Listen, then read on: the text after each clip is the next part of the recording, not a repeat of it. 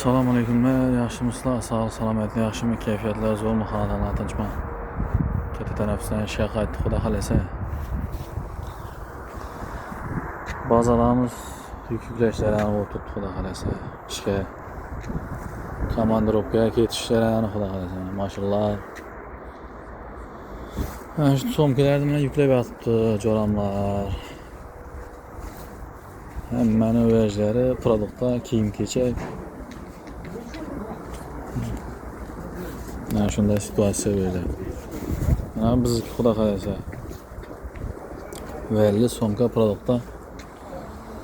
Mana shunday, mana hammadan shunday so'mkalar.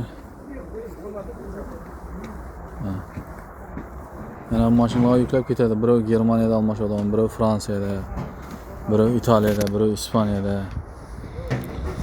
Mana shunday gaplar.